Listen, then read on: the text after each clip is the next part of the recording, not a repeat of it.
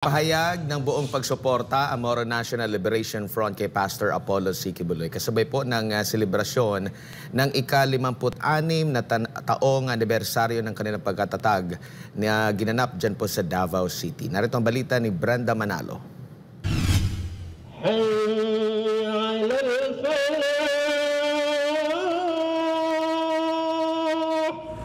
Allahu Akbar.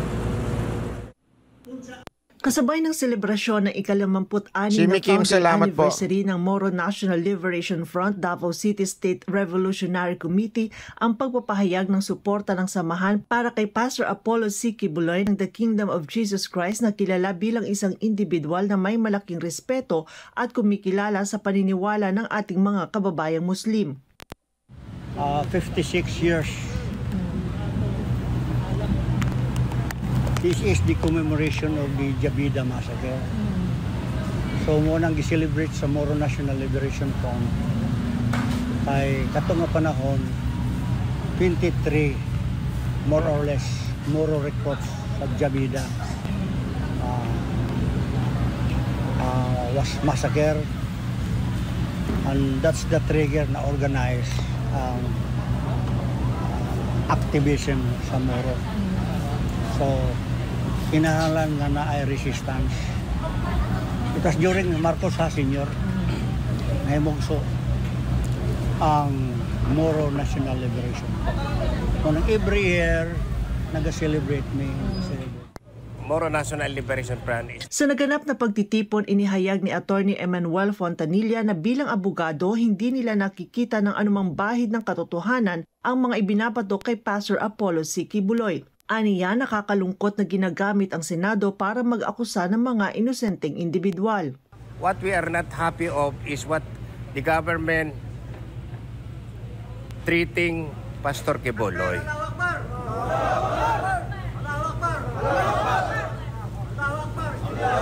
Because every person naman sa society has the right to due process naman eh. Now, I am wondering, like other senators, no? Being a lawyer, I'm wondering, ano bang batas ang gusto ni Hontiveros? We cannot see anything that he can still improve with our laws on those things that the allegedly accused Pastor Quiboloy. Wala kami makikita eh. Yun talaga ang punto dito na maganda eh. Diba? Yun talaga ang punto dito eh. Kasi this is in aid of legislation. Hindi ko maintindihan bakit, ano ba bang batas ang gusto niya para maproteksyonan ng mga kababaihan at ang mga, kasi yan o yung kanyang komite. Alam nyo lahat na ng proteksyon na andyan na. Implementasyon na lang ang kulang. Ano pang kailangan mong maproteksyonan? Lawyer, hindi wala akong makikita. No? In fact, many senators are also in the same observation. At yung mga complainant naman their cases were already dismissed eh. Kaya lang, sabi nga namin, itong ginagawa ni Senator Hontiveros is not actually an aid of legislation eh. Ano yan? It is an aid of humiliating or humiliation. Correct. Addressed to Pastor Quiboloy. Napakasakit po yan. At we cannot understand, no? Why use the Senate in order to persecute somebody? Why don't you just go to court? Ayon naman kay Rolando Asis Monk Olamit, ang Secretary General for Political Mobilization and current State Chairman ng MNLF sa Davao City, na hindi umano makatarungan ang ginagawang trial by publicity kay Pastor Apollo. As we observe sa mga YouTube, social media, has been persecuted siya. Marag walay public trial siya sa Senate. Why bring it to the court? Dalhon nila sa korte ang kuhan kaya para mo-appear si Pastor Quiboloy. So, makita na to nga dapat in aid of legislation na day. Man silang Ang role nila, nahimo naman silang court, nahimo na silang judge. So, katanaw na mo mura og bias. Kay daghan og followers si Pastor Apollo Kibuloy nga mga Muslims. And he recognized, he love us. Yes, sir. He love us Muslims. So, as Muslim, we also love him. Wala pa man gyud mi anak gyud nagkahimamat. Hopefully this will reach to Pastor Apollo Kibuloy na we are here. We feel the oppression in your heart. Tungod kay naagihan na muna. Dahil dito, nagpahayag din ang ating mga kababayang Muslim ng MNLF na kahandaan itong lumaban para sa katarungan kay Pastor Apollo C. Kibuloy. Nako? Ang sa akin lang, I really appreciate our first meeting and you convinced me as a true person. Ang sa akin lang po, of course, you are a religious person. Only God can design everything. No? We surrender to our God. But nevertheless, ang sabi nga ng ating mga matatanda, I can never help you if you do not help yourself. No? Parang ganun, no? So, God cannot help you if you will not. So, we will be doing everything as our chairman said already. We are in full support of Pastor Apollo Kibuloy. And of course, as we surrender to our God, we are praying for His redemption. I think that's the term. For His redemption and that He would be given justice. Para kay Mr. Kibuloy, gusto ko ipaabot sa kanya na i-maintain niya yung pakikisama niya sa mga tao. Kasi doon nang gagaling ang kagandahan ng tao. Pag inayos o maayo ang pakikitungo mo, talagang ang mga tao bibilib sa iyo. At silap ang lalaban para sa iyo. Ang sabi po kay Pastor, tabangan gud siya sa tanan tibuok Mindanao, makiguo sa gud siya. Kaya siya isa ka pastor nga maayuhon siya sa tao. Anak lang mi, labi na kaning mga tausog, Muslim, Islam, Christian ug lumad, tabangan gud nato si Pastor Kibuloy. Kay ngano katong next last year akong bana tabang na siya dito sa bukid bitaw sa May Tamayong, nagato na sila dito, ma'am. Wala pa na nagyana si pastor, gitabangan gud siya baayo. Kay buutang siya nga pagka-pastor. Ang mensahe ko kay para sa Pastor Kibuloy nga unta kaluyan sa aula nga masulbad ang iyang mga problema tungod sa mga laing lugar labi na dito sa Luzon. Makigbisog gud mi, labi na kami mga Islam. Lahi mi kami nga Islam. Basta ang among tumong gyud sa nga mutabang walay pagduha-duha, walay pagtraidor, basta tao maayo amo gyud nang tabangan. Dili mi mahadlok kami mga tausog, mga Islam, dili mi mahadlok sa among katungod, dili mi mahadlok mapatay, basta among katungod pakigbisog gyud mi. Labi na karon si pastor giingana nila nga laing lugar, amo nang pakigbisog, amo nang tabangan insyaallah. And we support Pastor Apollo Kibuloy. Allahu Akbar! Allahu Akbar! Sa huli ang kanilang panawagan sa kasalukuyang pamahalaan, katarungan para kay Pastor Apollo C. Kibuloy at pagkakaisa para sa taong bayan. Yes, this is the month of Ramadan and we believe na God is with us, Allah is with us. Very optimistic ako. Malusutan yan. Believe me. Because powerful ang mga prayers nato. Inshallah. Inshallah. Maundang na. And then, panawagan ako sa government ni BBM. Please stop it. Kay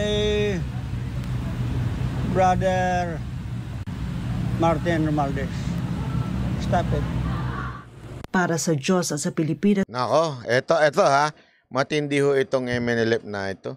Ito ho ay mga masasabi nating nanindigan na ho ito.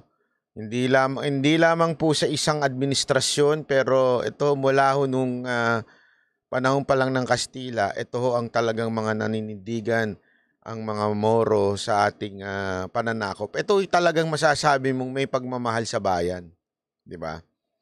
So, etong pagpapakita nila ng suporta kay Pastor Kibuloy, alam niyo yun, even if, kaya nga, this is ito lang lagi kong ini-explain sa inyo paulit-ulit. This is not a matter of religion. We're not talking about tama ba ang relihiyon ni Kibuloy o hindi. Hindi ho yun ang usapin ho dito. Kasi ang sumusuporta po kay Pastor Kibuloy ay hindi ho lamang karelihiyon niya. Alam nyo, minsan, kahit po, sabi ko nga sa inyo, kahit po ako ay guilty dyan, pagka ang isang tao may ibang paniniwala pagdating sa relihiyon, medyo minsan talagang yung thinking natin sumasabit di ba? Parang iba kagad ng thinking natin Yun ang totoo Kaya lang, if you are a person na malawak ang pag-iisip, ibig sabihin, open-minded ka sa mga bagay-bagay at hindi ka sarado. Mahirap po kasi sa ilang mga Pilipino, pag sarado na isip, sarado na isip. Porket nakitaan nila ng medyo kakaiba si Pastor Kibuloy, isipin na kagad nila, ano yan, kulto yan, ganyan. Alam mo, sabi ko naman sa inyo, my take on the religion side of Kibuloy, hindi ho nagbago yun.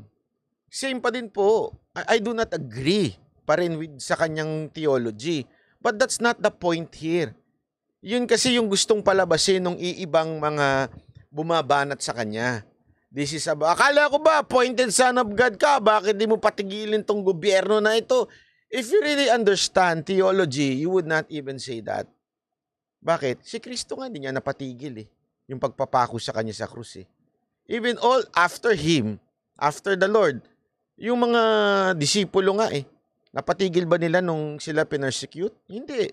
If you really understand theology, because hindi yun ang usapin dito Ang usapin po dito, it's about persecution ng isang tao, whether ano pa man ang kanyang relihiyon. It's not the religion ang issue dito. Ang issue dito is persecuting someone in a wrong way. Ano ho yun? Through public trial, which is yung ginagawa ng Senate. That's the issue here. Di ba? Kaya nga alam mo, ang mga banateros, matagal na naninindigan yan. Kami po, marami na sa amin bumatikos mula nung kami nanindigan laban kay Bantag.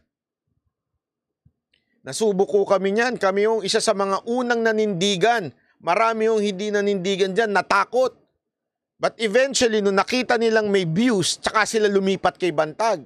Maraming Bantag vloggers na may tililing Lumipat na lang kasi nakita nila na pinifeature na ng Banateros at maraming maganda ang response, doon din sila tumalon. O after nun, kay Tebes. Di ba?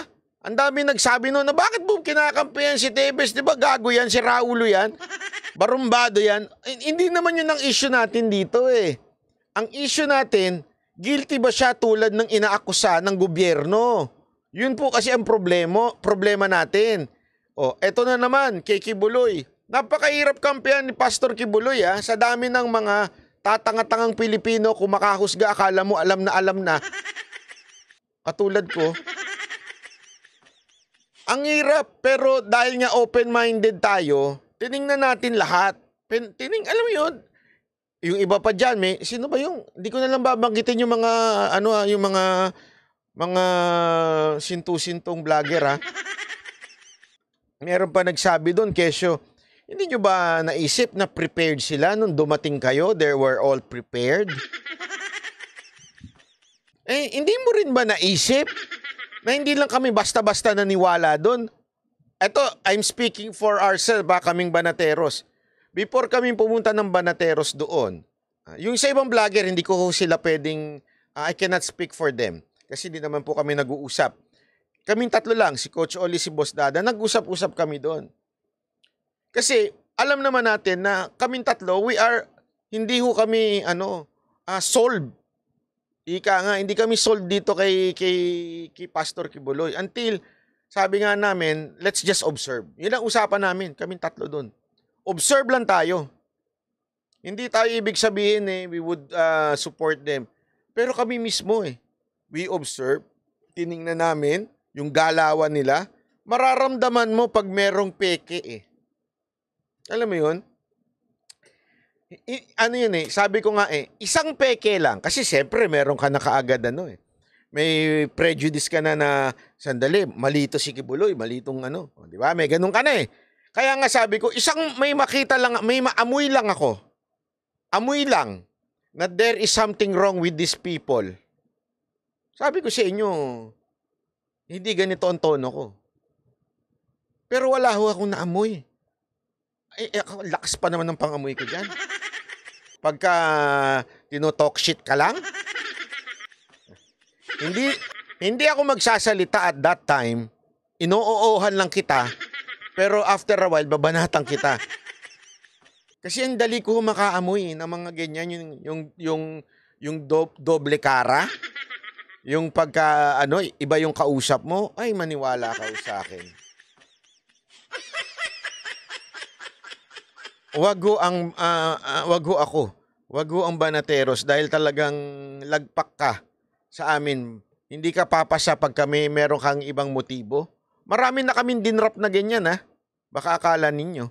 Ang dami na mga ilang attempts ng ilang mga politikong gustong makipag-usap sa amin. Gustong magbigay ng kanilang opinion. Sabihin yung kanilang side, gusto nilang sabihin. Pero pag malayo pa lang, naamoy na kita, hindi na kita imimit. Maniwala ka. Ang dami hindi lang politiko, public official pa, na gustong makipagkasundo sa akin. Hindi kasunduan ha. Ibig sabihin ng kasundo is parang, wag mo na kaming banatan. Yung ganon, padadaanin pa through other people, para lang alam mo yun, para lang hindi sila madali, pero hindi. Pag naamoy ko na kagad na may iba kang motibo, sorry ka. I will not allow my credibility na masira dahil lang sa isang taong nakiusap through a friend. Hindi ho ganon. Hindi ho kami ganon. Dahil alam ko, kaya ka nakikiusap kasi talagang sablay ka. Gets mo? And, honestly honestly, si Pastor Kibuloy hindi nakiusap. Wala siyang